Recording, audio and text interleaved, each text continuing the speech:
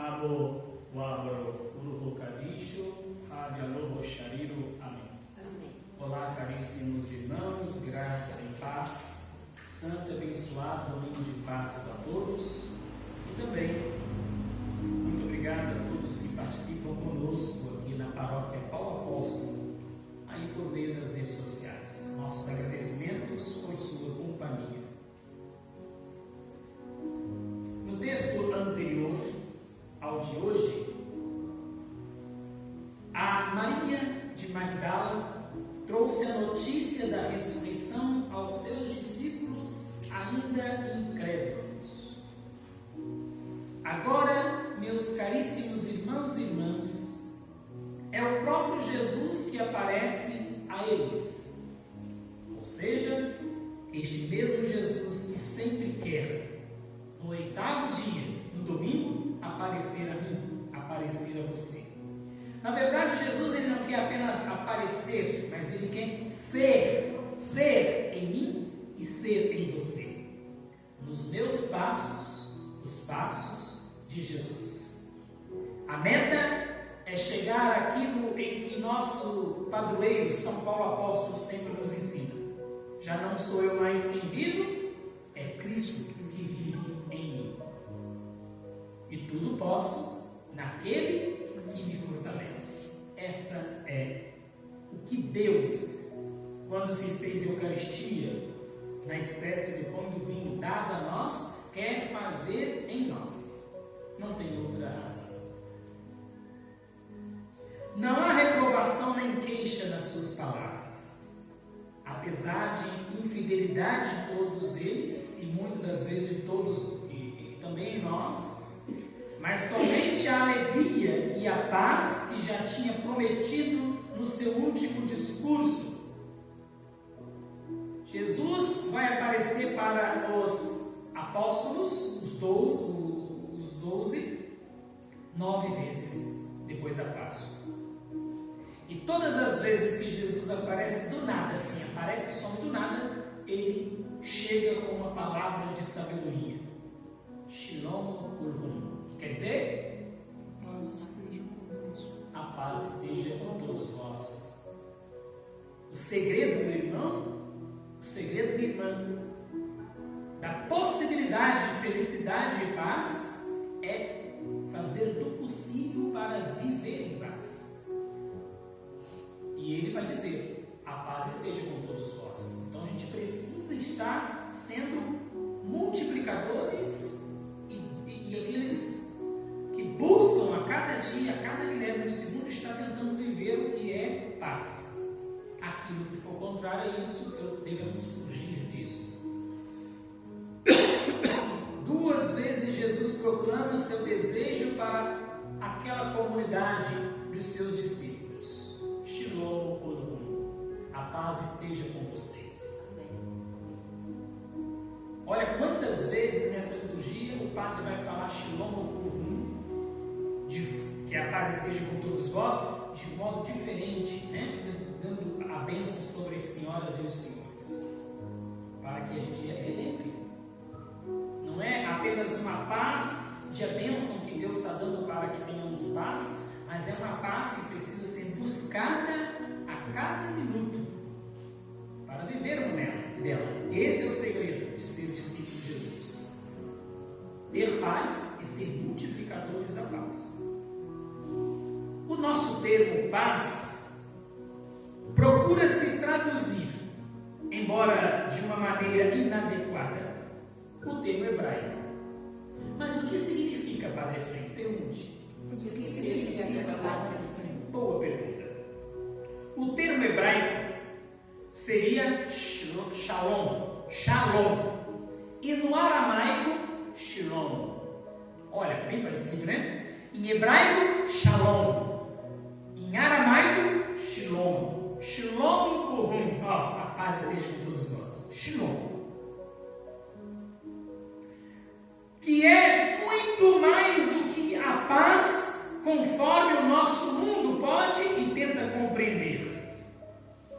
Shalom significa: eu vos deixo a paz, eu vos dou a minha paz. Não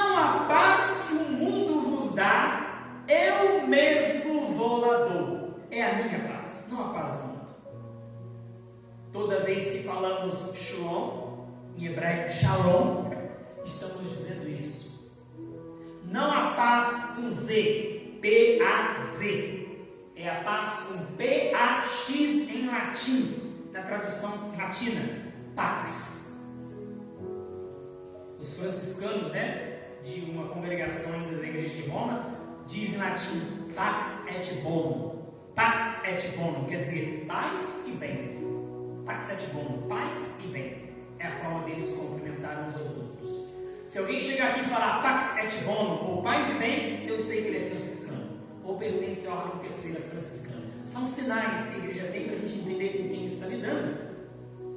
E quando o mundo, ou as realidades para fora daquela porta, ou até aqui dentro dessa porta, se cumprimenta com um shalom, também não é um código de que você pertence a essa comunidade, que é a comunidade da paz de Cristo e não a paz do mundo, que é capaz de enfrentar, se possível for, a cabeça e as realidades do mundo lá fora, para que a paz seja verdadeira e mais autêntica.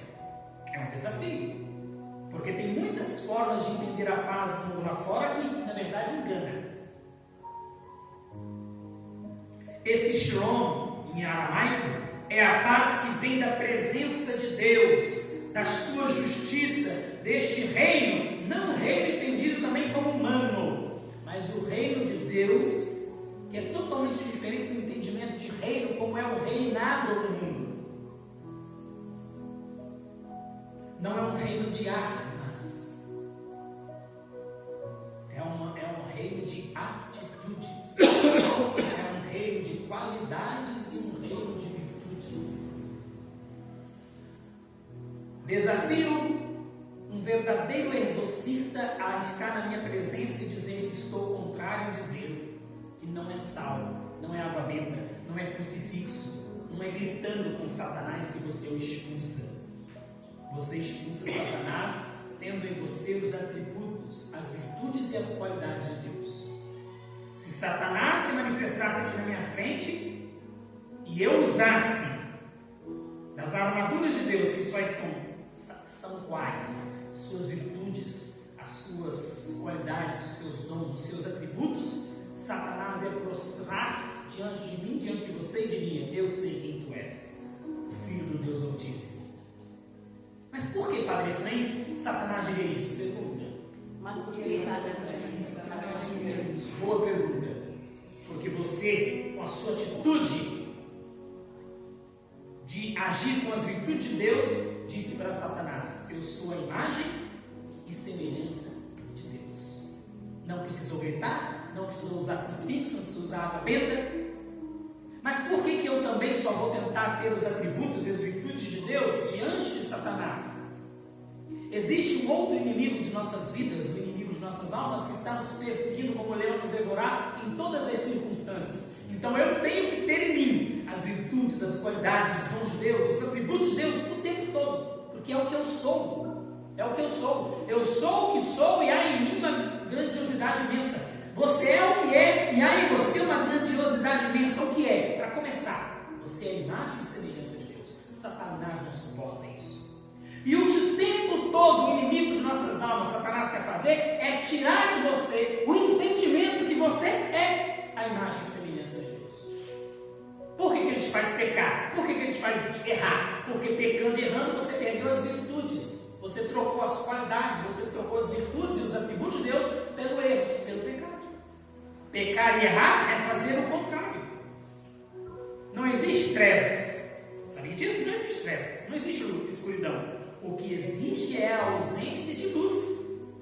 Quando não tiver mais a presença do sol, a terra estará escura. O sol não deixou de existir. Ele está lá, mas alguma coisa impediu a sua luminosidade sobre a terra. Mas o que é então a noite, as trevas? É a ausência de luz. Se você se põe na ausência da luz de Deus, da graça de Deus, das virtudes, dos atributos do dom de Deus, você vai viver em trevas. O que é o inferno? O inferno é a ausência de estar vivendo no céu. O que que é a morte? É a ausência de estar tentando viver a vida? O que é o pecado? É a ausência de estar vivendo em santidade. O que é a morte? É a ausência de estar negando a vida. É a presença de quem está negando a vida. Então, meus irmãos e minhas irmãs, Jesus não promete a paz do comodismo, paz da preguiça, mas pelo contrário, envia agora seus discípulos na missão árdua em favor do seu reino. Por isso eu quero desafiar a vocês que estão aqui, e todos vocês, meus irmãos e minhas irmãs que estão aí também nos acompanhando pelas redes sociais. O título, o slogan que nós trazemos nas nossas costas aqui no Brasil é Igreja Síria Ortodoxa de Antioquia em missão no Brasil. Então Jesus, Ele nos dá para os seus discípulos essa missão, e é uma missão árdua, porque ela não é fácil de levar o reino de Deus. Essa é a primeira missão da igreja no Brasil, ser uma igreja de paz. Enquanto os padres, os sacerdotes estiverem vivendo em conflito, não está vivendo a verdade da paz. Enquanto a igreja, em todos os seus setores, estiver equivocados, se estranhando, etc., não estamos vivendo a missão verdadeira. Não que o patriarca, não que o bispo, não, assim propõe, mas a igreja universal em todo o mundo, ela é por nosso Senhor e Salvador e Deus Jesus Cristo, chamados a viver desta árdua missão, porque não é fácil, de tentar manter sempre a paz. Manter a paz, meu irmão, é levar tapa na cara e estar oferecendo outra. Manter a paz é quando alguém te pedir a túnica, você também oferecer a capa. Viver em paz é quando alguém te pedir a túnica, você também oferece. Quando alguém te pedir para andar 1 quilômetro, você anda muito mais. Manter a paz é ter a capacidade de perdoar 70 vezes 7. Fazer bem aos que mal nos fazem e orar pelos nossos inimigos. É árduo viver a paz. Mas quem a vive na íntegra reconhece o merecimento de que é isso, a imagem e semelhança de Deus. Essa é. Podemos criar outras pastorais e movimentos para entender o que seria uma missão pastoral da igreja no Brasil.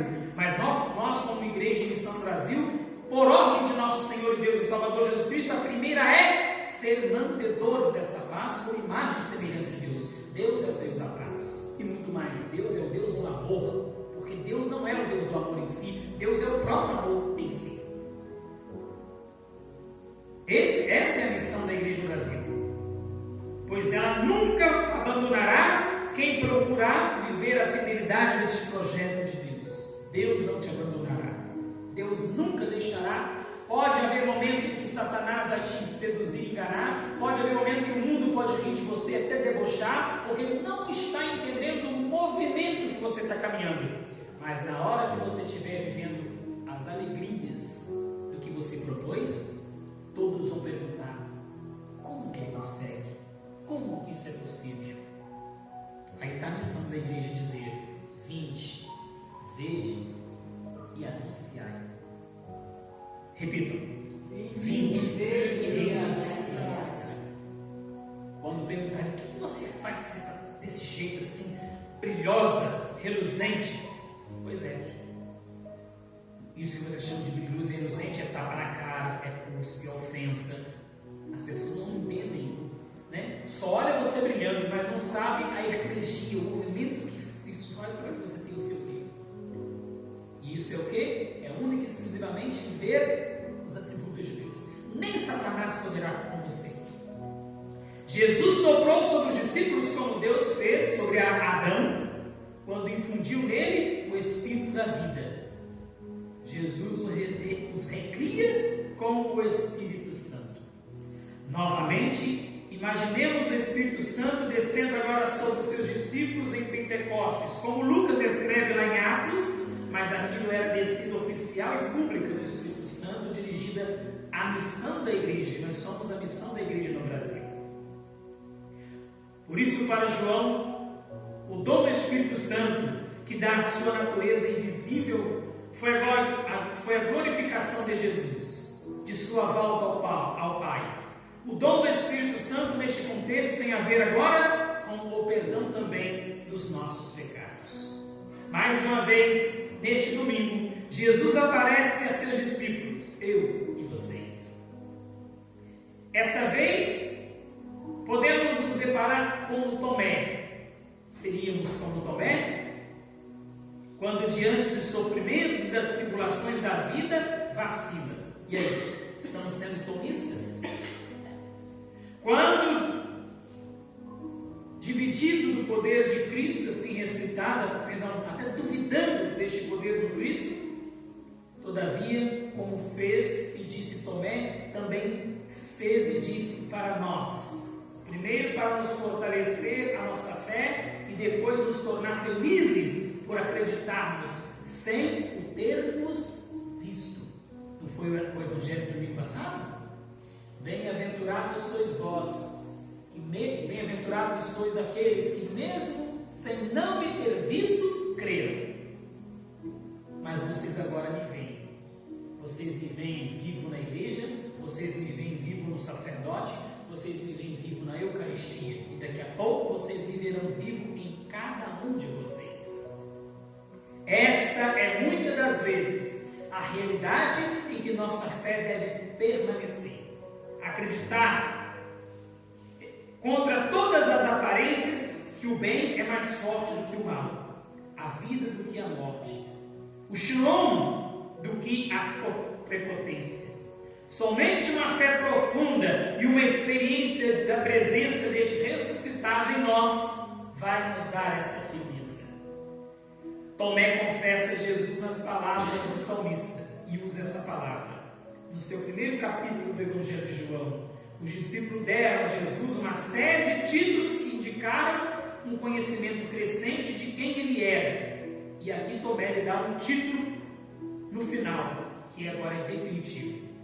Jesus é Senhor e Deus. Quando o ajoelhado diz, meu Senhor e meu Deus. Essa deve ser a minha. Essa deve ser a sua atitude, sempre, meu Senhor e meu Deus. Confessar plenamente que Jesus é o Senhor e Deus, Ele é o príncipe da paz, o príncipe da minha, o príncipe da sua vida. Terminar sempre dizendo, eu creio, dizendo que você está querendo viver isso, mas ainda precisa cada vez mais das forças de Deus para assim continuar. Senhor, meu Senhor e meu Deus, eu creio, mas aumentai a minha fé. Repitam. Meu Senhor e meu Deus, eu creio, mas aumentai a minha fé. No final da liturgia de São Dionísio, a igreja diz assim: muito obrigado, Senhor Jesus. Pão verdadeiro que nos veio do alto, alimento imperecível para toda a humanidade. Ajuda-nos, Senhor, a continuar nesta caminhada de fé, de paz, de amor. Unidos e prósperos, na certeza de um encontro na eternidade com todos os santos para sempre. Então, nessa oração a gente pede para que nós, como Igreja de Missão do Brasil, possamos continuar nesta caminhada. Meu Senhor e meu Deus. Nessa fé. E aí depois ele dizer, eu creio, mas me dê mais força para que continue crendo cada vez mais. Aumente a minha fé.